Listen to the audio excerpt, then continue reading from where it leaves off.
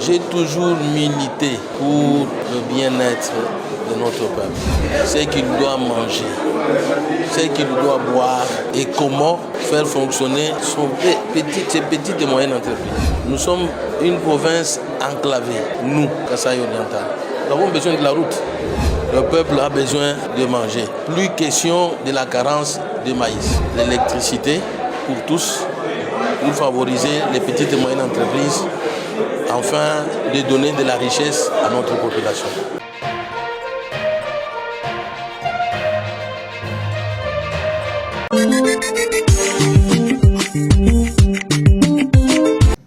À ce sujet, je tiens à préciser que nous allons consacrer nos travaux à la constitution de commissions spéciales chargées de vérifier le pouvoir des élus du peuple issus des élections du 20 décembre 2023 en vue de la validation de leur pouvoir par l'Assemblée nationale. Bien sûr, sous réserve de la publication des résultats définitifs par la Cour constitutionnelle. Je signale en passant que la procédure à suivre est celle prévue par les dispositions de l'article 227 de la loi électorale, telle que modifiée et complétée à ce jour. Cet article dispose ce qui suit. Aussitôt après la constitution du bureau provisoire, chaque chambre procède à la vérification du pouvoir et à la validation du mandat de ses membres. À cet effet, chaque chambre constitue une ou plusieurs commissions de vérification de pouvoir. Chaque commission désigne à son sein un président et deux secrétaires conformément à l'article 224 de la présente loi. Les procès-verbaux de l'élection des députés et des sénateurs avec les pièces jointes sont remis à la commission compétente. Fin de citation. Chers collègues, ainsi compris, nous allons constituer 26 commissions spéciales de vérification de pouvoir correspondant aux 26 provinces actuelles de notre pays. Et cela indépendamment de nos tendances politiques respectives. Pour la commission de la province du Nord Kivu, elle s'occupera de la province du Kwilu, lieu salle de congrès devant au demi-milieu gauche. Pour la commission de la province du Kwilu, elle vérifiera celle des élus de la province de l'Ituri, lieu salle de congrès devant à l'aile gauche. Pour la commission de la province de l'Ituri, elle vérifiera celle des élus de la province du Congo central, lieu salle des congrès derrière à l'aile droite. Pour la commission de la province du Kasaï central, elle vérifiera celle des élus de la province de la Chopo, lieu salle des congrès derrière au milieu. Pour la province du Congo central, elle vérifiera celle des élus de la province du Haut-Katanga, lieu salle des congrès derrière à l'aile gauche. Pour la commission de la province du Kasaï, elle vérifiera celle des élus de la province du Tanganyika, lieu salle des congrès, balcon devant, à l'aile droite. Pour la commission de la province de la Chopo, elle vérifiera celle des élus de la province de la Kwango, lieu salle des congrès, balcon devant, au milieu droite. Pour la commission de la province du Kasaï oriental, elle vérifiera celle des élus de la province du Maniema, lieu salle de congrès, balcon devant, au milieu gauche.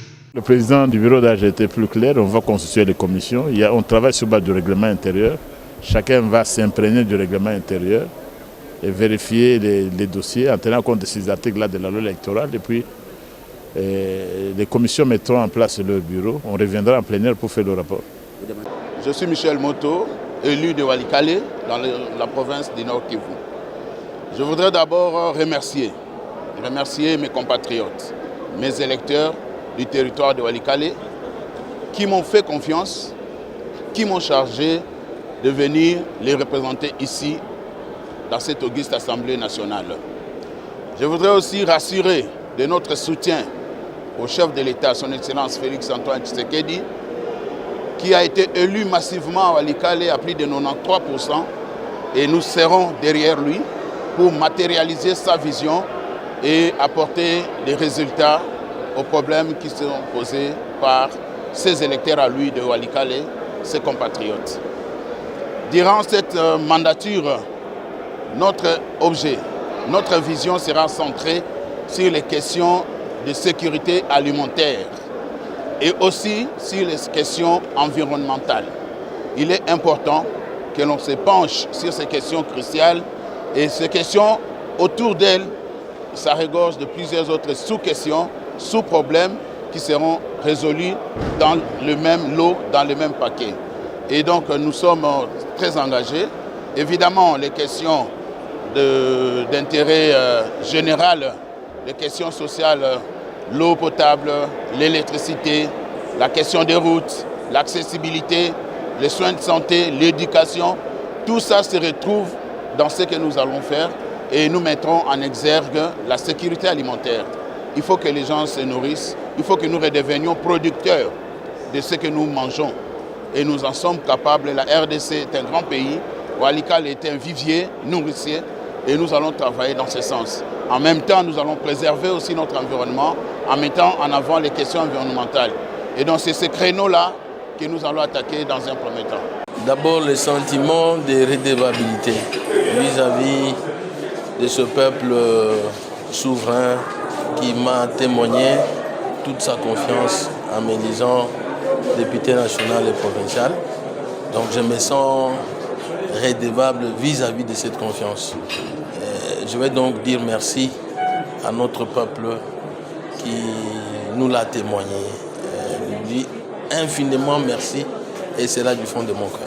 Vous savez que j'ai toujours milité pour le bien-être de notre peuple, pour son vécu quotidien, ce qu'il doit manger, ce qu'il doit boire et comment faire fonctionner ses petites et moyennes entreprises, de PME.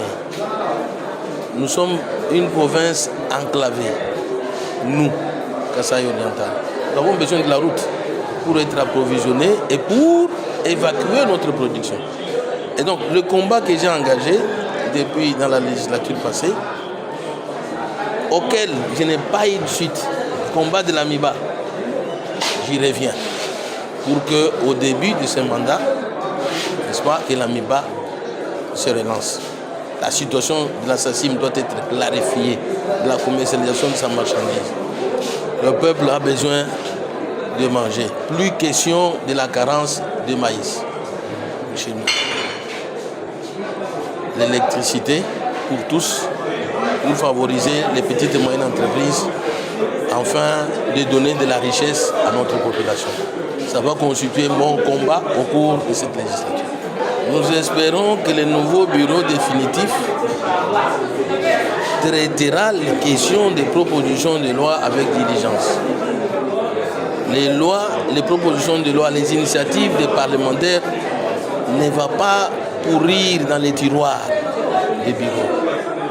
Vous savez que j'ai 4 propositions de loi qui sont restées en souffrance, non traitées. Je ne sais pas, 5 ans environ. Et je crois que ça va constituer vraiment la bataille au cours de cette législature ici, privilégier les lois qui doivent réglementer notre société.